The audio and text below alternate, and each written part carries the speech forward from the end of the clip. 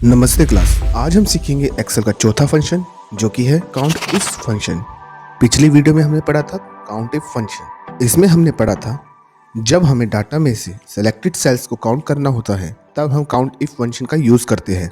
आज जो हम काउंट इफ फंक्शन सीखेंगे ये फंक्शन भी डाटा से सेलेक्टेड सेल को काउंट करता है, यानी कि दोनों फंक्शंस हमारे द्वारा दी गई कंडीशंस को डाटा में सर्च करते हैं और फिर सेलेक्टेड सेल्स को काउंट करते हैं। तो जब दोनों फंक्शन एक ही काम करते हैं तो एक्सेल में दो अलग नाम से फंक्शन क्यों बनाए?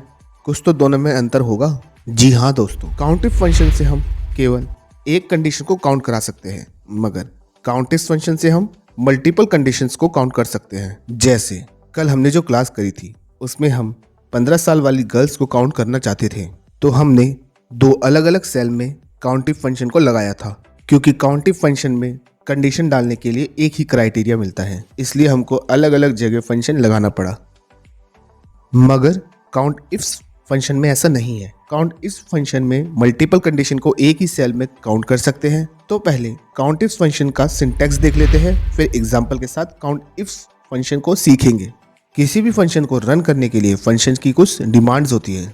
फंक्शन को अप्लाई करने के लिए पहले इक्वल साइन लगाया जाता है, फिर फंक्शन का नाम लिखते हैं, ब्रैकेट लगाते हैं, ब्रैकेट लगाकर यहाँ फंक्शन के आर्गुमेंट्स हाईलाइट हो जाते हैं। यही काउंट इफ फंक्शन की डिमांड है। काउंट इफ फंक्शन की दो डिमांड्स होती है, पहला रेंज और दूसरा क्राइटेरिया। ये डिमांड्स मैंडेटरी होती है जो हमको देनी ही है। बाकी स्क्वायर ब्रैकेट में दिए आर्गुमेंट्स हमारे ऑप्शनल आर्गुमेंट्स होते हैं। इन ऑप्शनल आर्गुमेंट्स में भी आपको पहला आर्गुमेंट रेंज मिलेगा और दूसरा क्राइटेरिया। जब हम मल्टीपल कंडीशन पर काम करते हैं तब इन ऑप्शनल आर्गुमेंट का यूज किया जाता है। तो पहला आर्गुमेंट है रेंज आर्गुमेंट। रेंज आर्गुमेंट में हमें वो डाटा सिलेक्ट करना होता है जिसमें हमारी कंडीशंस रहती है, और क्राइटेरिया आर्गुमेंट में हमें अपनी कंडीशन देनी होती है। क्राइटेरिया आर्गुमेंट में हम अपनी कंडीशन को मैनुअल भी टाइप कर सकते हैं या सेल का रेफरेंस भी दे सकते हैं।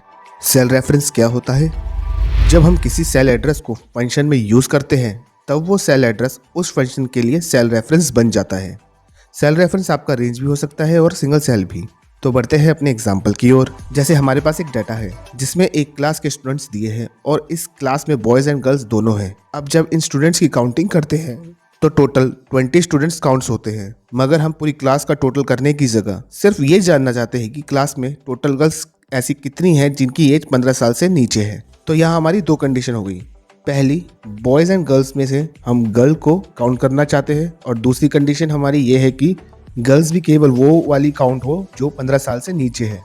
तो जब हमें एक ही सेल में दो कंडीशन काउंट करानी हो तो हम काउंट इफ फंक्शन का यूज करते हैं। तो आर्गुमेंट अप्लाई करने के लिए हमारे पास रेंज के लिए डाटा अवेलेबल है और हमारे पास हमारी मल्टीपल कंडीशंस ने हैं। तो चलिए लगाते हैं काउंट इफ फंक्शन। सबसे पहले हम इक्वल साइन लगाएंगे, फिर फंक्शन का नाम लिखेंगे और ब्रैकेट स्टार्ट करेंगे। ब्रैकेट लगाते ही फंक्शन के आर्गुमेंट शो होने लगेंगे। तो पहला आर्गुमेंट है हमारा क्राइटेरिया रेंज। इस आर्गुमेंट में हम पूरी क्लास के स्टूडेंट्स को सिलेक्ट करेंगे, मगर हम यहाँ स्टूडेंट्स नेम की जगह स्टूडेंट्स के जेंडर सिलेक्ट करेंगे। जेंडर किस लिए सिलेक्ट करेंगे वो आपको फंक्शन के दूसरे आर्गुमेंट में समझ आएगा। तो पहले आर्गुमेंट में हम स्टूडेंट्स को बाय जेंडर सिलेक्ट करेंगे। अब कोमा लगाकर दूसरा आर्गुमेंट अप्लाई करते हैं।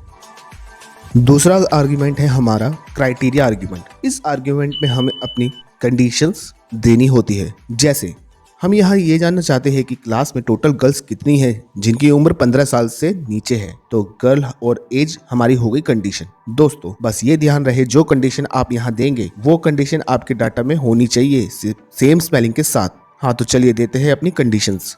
यहाँ मुझे गर्ल काउंट करनी है तो हम यहाँ गर्ल टाइप करेंगे। एक बात और दोस्तों, पिछली वीडियो में हमने पढ़ा था कि जब हमारी कंडीशन टेक्स्ट रिलेटेड हो तो हम अपनी कंडीशन को इन्वर्टेड कोमा में लिखते हैं। तो गर्ल हमारा टेक्स्ट है तो इसलिए हम इसको इन्वर्टेड कोमा में टाइप करेंगे। अब दूसरी कंडीशन है हमारी, गर्ल्स में वो गर्ल्स काउंट हो जिनकी उम्र 15 साल से नीचे की हो। तो इस कंडीशन को काउंट कराने के लिए हमें ऑप्शनल आर्गुमेंट का यूज करना पड़ेगा। इसमें हमारी कंडीशन अलग है, तो रेंज आर्गुमेंट में हमें एज कॉलम को सेलेक्ट करना पड़ेगा। तो चलिए ऑप्शनल आर्गुमेंट में अपनी दूसरी कंडीशन डालते हैं। ऑप्शनल आर्गुमेंट पर जाने के लिए पहले कोमा लगाएंगे, फिर रेंज आर्गुमेंट में एज वाली कॉलम को सिलेक्ट करेंगे, फिर कोमा लगाकर अपनी कंडीशन टाइप करेंगे। हमारी कंडीशन है कि 15 साल से कम वाली गर्ल्स काउंट हो। तो यहाँ हम लेस देन साइन लगाएंगे और 15 टाइप करके ब्रैकेट क्लोज करेंगे और एंटर मार देंगे।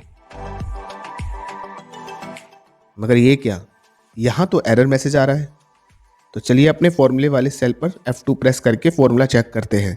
दोनों रेंज तो हमारी सही सेलेक्ट है। पहली कंडीशन में हमने इन्वर्टेड कोमा भी लगाया है, तो यानी कि दिक्कत क्राइटेरिया 2 में है। हाँ जी हाँ दोस्तों, जो दूसरी कंडीशन हमने इसमें दी है, एक्सेल इस वैल्यू को एज अ टेक्स्ट समझ रहा है, क्योंकि इस नंबर के साथ लॉजिकल ऑपरेटर लगा हुआ है। Logical operator means greater than, less than, equal to, not equal to. तो किसी फंक्शन में जब हम लॉजिकल ऑपरेटर यूज करते हैं तो फंक्शन उसे एज अ टेक्स्ट ट्रीट करता है। तो जब फंक्शन इस कंडीशन को टेक्स्ट समझ रहा है तो हम इस कंडीशन को भी इन्वर्टेड कोमा में टाइप करेंगे। तो चलिए इस कंडीशन पर इन्वर्टेड कोमा लगाते हैं और अब एंटर मारते हैं।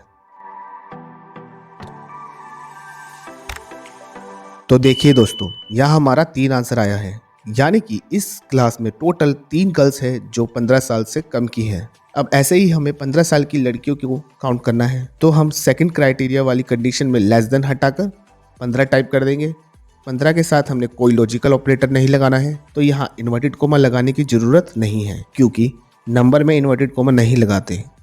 15 लिखकर एंटर मारेंगे तो देखिए दोस्तों, 4 गर्ल ऐसी है जिनकी उम्र 15 साल है। दोस्तों, अगर हमें कोई कंडीशन बदलनी हो तो हमें बार बार फंक्शन पर F2 करके उसे एडिट करना पड़ेगा, मगर हम कंडीशन में मैनुअल टाइप करने की जगह सेल रेफरेंस दे दे तो जैसे हमने यहाँ फॉर्मूला लगाया है, अगर हम इसके साथ वाले सेल में अपनी कंडीशन टाइप कर ले और क्राइटेरिया में इस सेल का रेफरेंस वहां दे दें तो क्या होगा कि फंक्शन ऑटोमेटिक इस सेल में लिखी कंडीशन को ले लेगा। हमारी 2 कंडीशन है, तो हम एक सेल में गर्ल लिख लेते हैं और दूसरे सेल में लेस देन साइन लगाकर 15 लिख लेते हैं।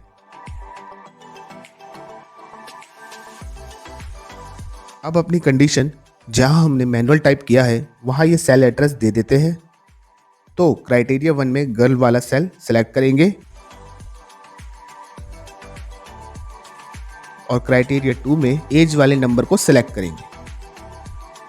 सेल रेफरेंस देकर एंटर मार देंगे। तो देखिए, फंक्शन ने ऑटोमेटिक सेल से रेफरेंस ले लिया। तो दोस्तों, ये फंक्शन कैसे हमारी वैल्यू को काउंट कर रहा है चेक करते हैं एक बार। हमने पहले फंक्शन में बोला कि मुझे गर्ल काउंट करनी है, तो इसके लिए हमने वो रेंज सिलेक्ट करी जहां गर्ल लिखा हुआ है और जो चीज काउंट करनी है उसे क्राइटेरिया 1 में लिख दिया। फिर हमने रेंज 2 में फंक्शन को बोला कि हमें सारी गर्ल्स की काउंटिंग नहीं करनी, हमें सिर्फ 15 साल से कम वाली उम्र की लड़कियों को ही काउंट करना है। तो इसके लिए हमने वो रेंज सिलेक्ट करी जहां सभी स्टूडेंट्स की एज है और जितनी एज के स्टूडेंट्स हमें चाहिए उसे हम क्राइटेरिया 2 में टाइप करते हैं। तो इस फंक्शन ने 15 साल की गर्ल्स को काउंट करके दे दिया। बस एक चीज का ध्यान दें कि क्राइटेरिया आर्गुमेंट में टेक्स्ट कंडीशन देते वक्त इन्वर्टेड कोमा लगाए, और अगर आप नंबर कंडीशन दे रहे हैं तो इन्वर्टेड कोमा लगाने की जरूरत नहीं है। तो जब भी आप मल्टीपल कंडीशन की काउंटिंग करना चाहते हो तब आप काउंट इफ फंक्शन का यूज करें, इफ्स IFS।